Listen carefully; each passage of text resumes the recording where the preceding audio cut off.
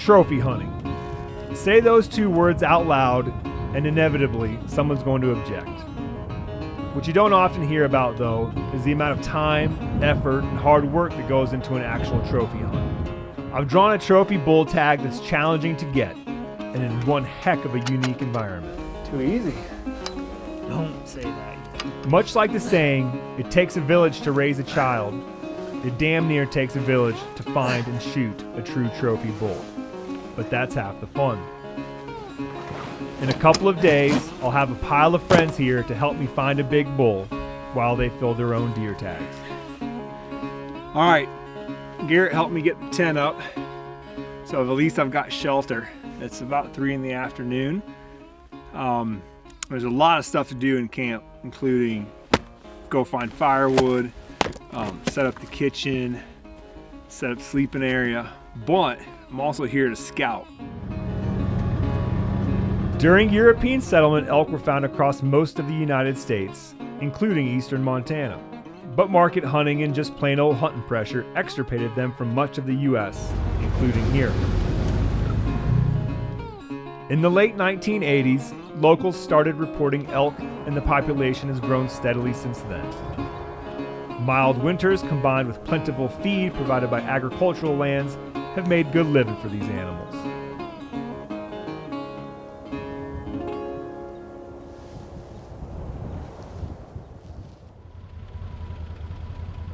Okay, this is my first morning for a full day of scouting. It's about 6:30. First light's at 7:20, but we've got a pretty good storm system coming through right now. It's snowing pretty hard, so I'm guessing daylight's going to be delayed by up to a half an hour. I've parked up on a high point where, if it's clear, I should be able to see some lowlands and ag lands down below me where there should be elk that should be feeding up towards me once it gets light, or moving up towards their beds as it gets light. But I've got some time to wait. I'm hoping for good visibility by the time it becomes daylight. If I don't have that, I'm just gonna start driving roads, looking for tracks, and maybe cruising through some of that low country and see if I can't see herds of elk out feeding before they've started their little daily journey up the hill to go bed.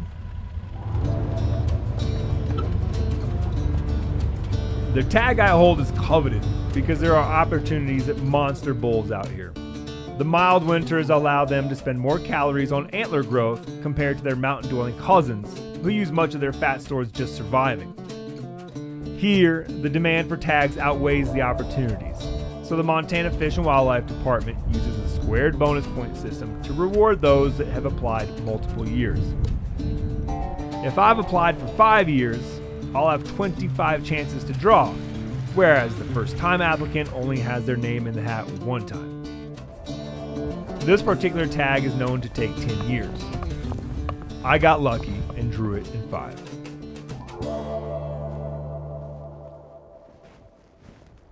It's an interesting elk hunt so far. I've only been at it a day, but one, it doesn't look like average elk country, and 2, it's low density elk. I'm used to elk country that's steeper, covered in Doug fir, maybe aspens, and this is just mellow, rolling hills, just covered in ponderosa pines. It's beautiful.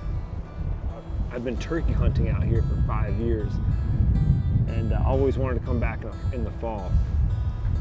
And here I am. I can imagine it'd be great for just deer hunting, because you can just creep along and you can always see at least 100 yards, it seems like. In this whole unit that I'm hunting, there's probably only 1,500 to 2,000 elk. And it's a big unit, it's a lot of country, so I'm gonna have to put a lot of miles in to just find an elk, let alone a big one. But the big ones are here. I'm just gonna have to put the time in.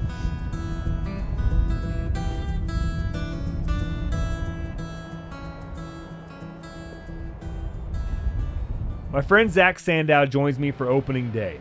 Zach works for Onyx, the GPS mapping app that I use for hunting. Zach grew up in Missoula, which is on the western border of Montana, but he's hunted eastern Montana a ton. I'm hoping his experience will help us in finding a big bull. Zach, you think they're going to be moving this morning? I think so. Right now, I was moving that gate. It was pretty calm. A little bit of snow. I think we'll find some tracks. And when we were looking at the map, it was pretty open. So I like our odds of being able to find something up and moving this morning.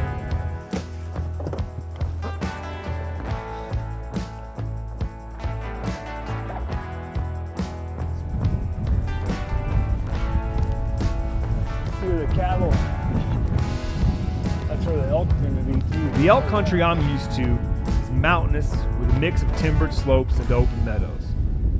But eastern Montana is the beginning of the Great Plains.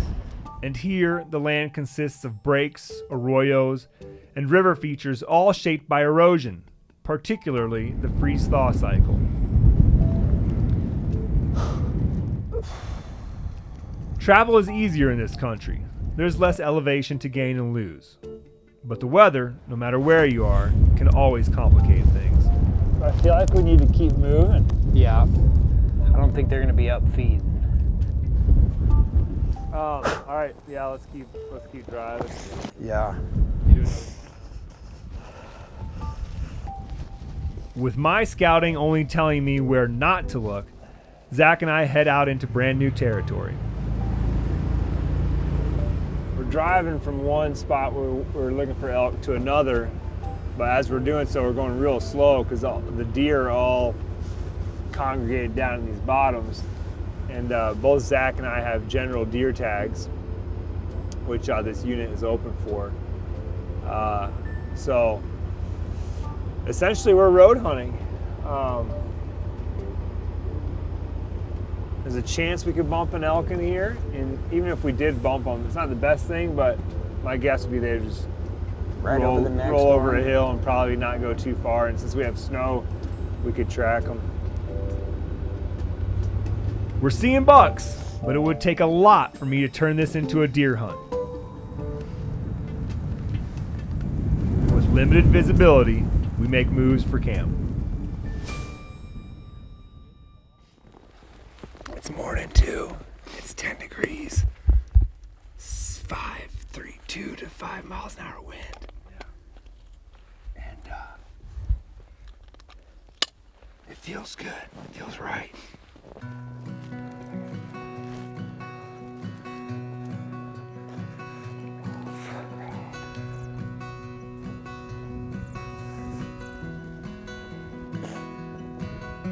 I have a lot of antlers at home. I'm not talking hundreds, but enough that all of them don't have a place on the wall. What I don't have is a real trophy bull elk. I'm looking for something truly large and truly special. And when I say looking, I mean it. To shoot a trophy, you better be willing to put in long hours staring through the glass. I think he's a 6. He's now jumping out as a giant, but it's a 6 point. We might as well take a gander. The reason I want to go like trophy hunting and look for a mature specimen is because like I don't need another set of 5-point antlers. I'd rather just shoot a cow and eat her. Yeah, exactly. They're gonna taste the same. But like, it'd be like way cool to have like a very mature specimen of the species at home to look at. You know? Yes. And this hunt definitely has that opportunity. This bull is close to giant status in my book. I'm guessing his antlers would score 330 inches by the Boone and Crockett system, easily beating my best by 30 inches. But he's broken his 3rd and 5th tines on his left side. I'm not missing the 30 inches of score he's lost. I'm missing the beautiful symmetry that once was. I'm going to pass.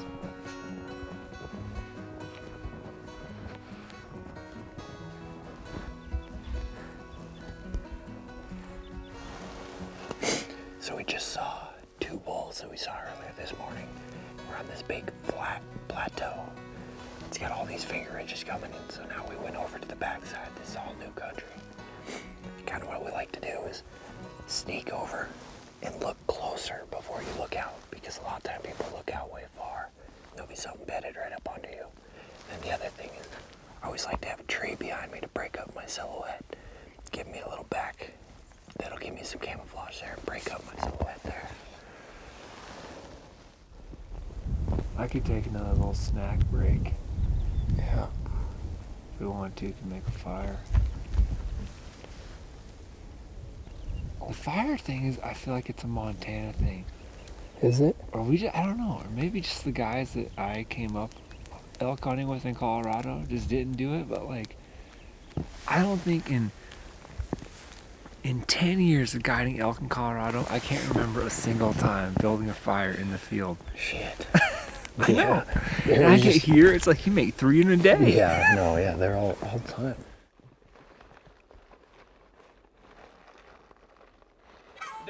There's like 2 or 3 that were probably 300 inches ish. Because I was going through each one. I'm like, no, not quite. One of the reasons I enjoyed guiding elk hunts was the camaraderie. So my ask for friends' help on this hunt is twofold. Yeah, I need help finding a big bull, but I also enjoy a warm wall tent filled with fellow hunters telling hunting stories. And that's what it was like up when I was further south, too. A lot of that type of thing. And just like I'd hoped for, my friends Jake and Sam tip us off to some bulls that they spotted on their hunt. The next day, we set out in that direction. I don't know, there's upwards of a dozen bulls in here right now, including spikes, but still not the one. There's one very, very nice 6-point. He's the only one that I've seen with cows.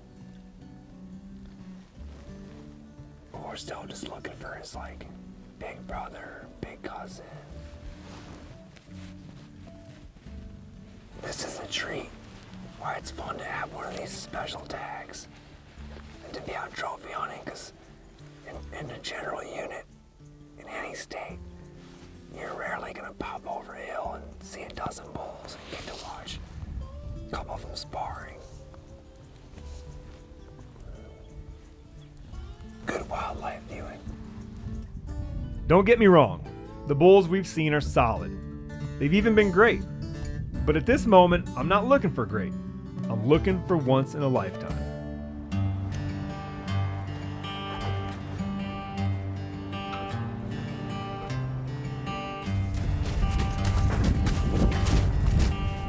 It's already above freezing, I bet. Really close to it.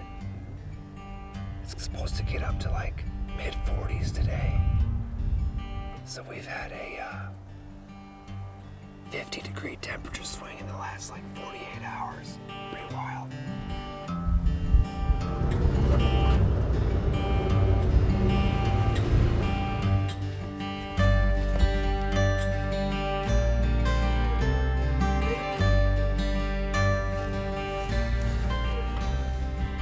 We've officially entered the grind portion of the hunt.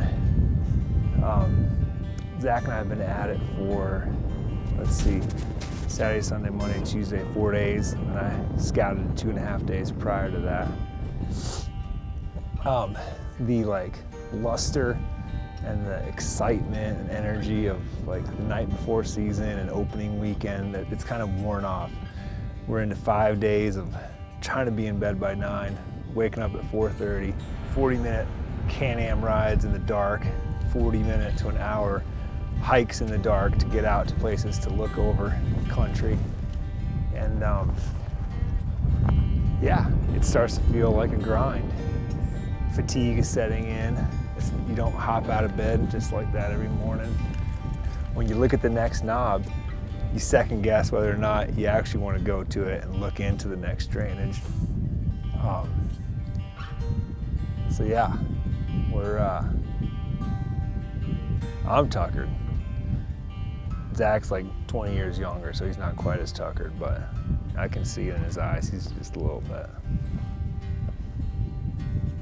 And cut.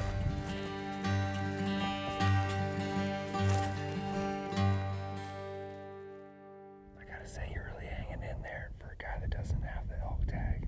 This is fun. I enjoy this. It takes a lot, though. Yeah.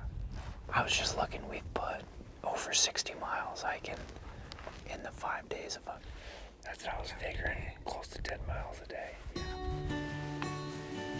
We head back into the zone we saw the dozen bulls a few days earlier in hopes that we somehow missed one or a new one has entered the area.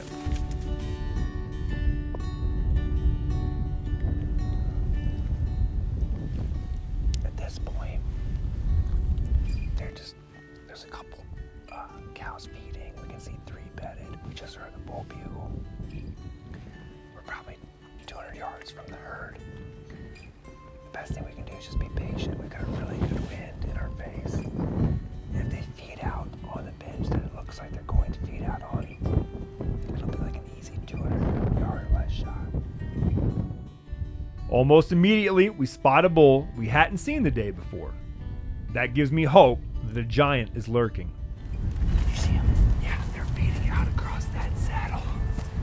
I think they're gonna end up on that ridge, but we should move in case they're going over the top.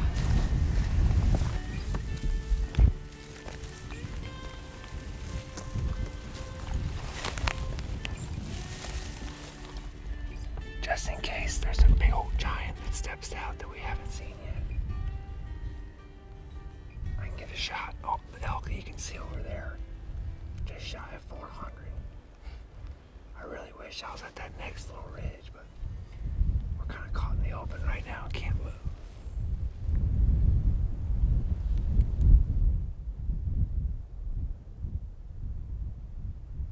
That right there is awesome wildlife watching. To get to watch that bull tip his head back, chase those cows around. There must be a cow in there that's still in estrus that he's trying to breed, and he's trying to keep that whole harem together.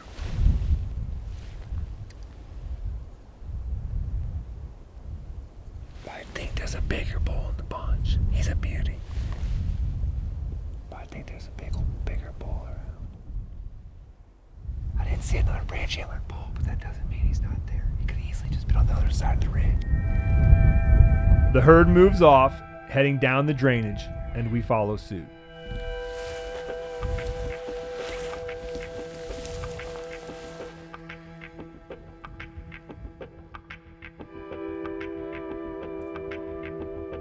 They've been bugling like crazy. Janis has moved up, and he's setting up just to get a better view right now.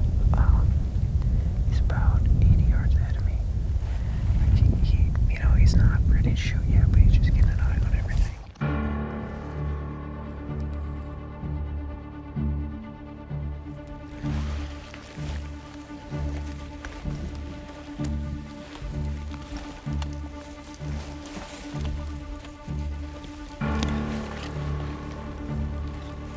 Unbelievable. Look at that. 1, 2, 3, 4, 5, 6 bulls there. 7, 8, 9. And like 5 of those are 6 points. It's sick. Dude, they just keep coming out of the woodwork. 2 more 6-point bulls. Just join the party down there. After looking at over a dozen bulls, I decide to shoot the 6-point bull I've been watching all day. Although not the giant I came for, he dwarfs the other bulls and would be my personal best. I prepare for the shot. Let's try to kill that.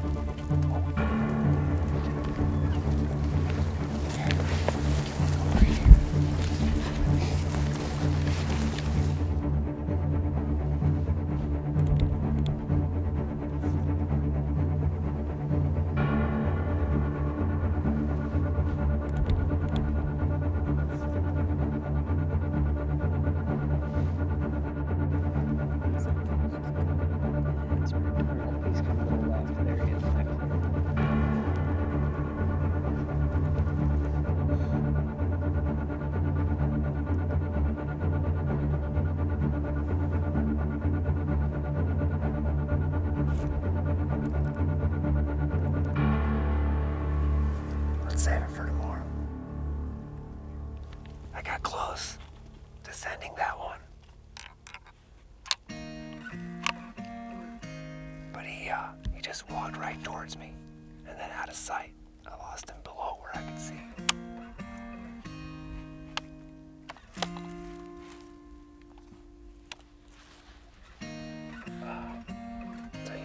about to try again in the morning, which is not a bad thing.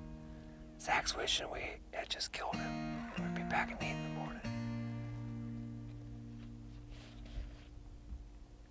But get us one more hunt to find the biggin. Luckily, we have another day. We head out to the same stretch of country under clear skies and favorable wind, hoping for another opportunity.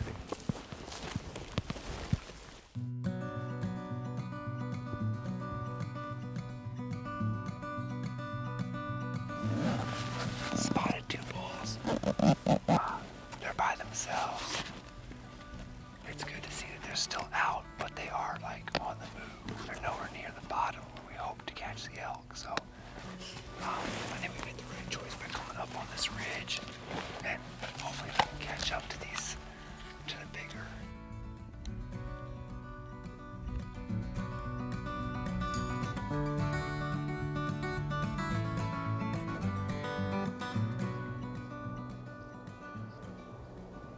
Unless this is a weird angle. Nope, he busted his main beam last night.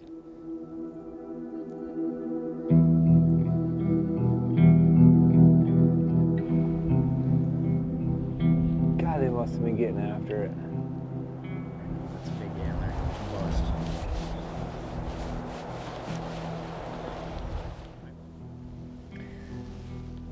It serves me right. Had that bull at 150 yards yesterday and him and Hod for 6 hours. Yeah, I think we had Almost pulled the trigger a couple times. right at dark. We can hem and haw about missed opportunities all day long. But no matter how you look at it, a broken antler saved that bull's life. So, sitting around here contemplating and just realize that I'm sort of up against a false deadline. It's just like made up because I've got other stuff going on. This season's actually 6 weeks, right? 6 weeks, yeah, 6 weekends, I believe. So tomorrow is Halloween. The season actually ends the Sunday after Thanksgiving. But I have other hunts planned and other commitments, you know. So I actually can't make it back until basically Thanksgiving. But at this point, because it's been a long week and we don't have anything great to go and look at or find right now, I think that everybody, you've got family coming in to go hunting tomorrow. Yeah. It'd be nice to be home tonight, get ready for Halloween with the kids tomorrow. We're gonna pull the plug and walk away from all these elk. I just love this place, man. Eastern Montana is the shit. I want to spend more time out here. All in all, I hunted 14 days for a bull that still wanders the hills of eastern Montana. Trophy hunting gets a bad rap, and I won't lie, I wish his antlers were on my wall and his meat in my freezer. But in the end, it goes like this. I like to hunt, and hunting for a trophy gives me an excuse to prolong my hunt. When I'm old and gray, I'll judge myself by how many days I spent afield, not by the biggest bull I killed.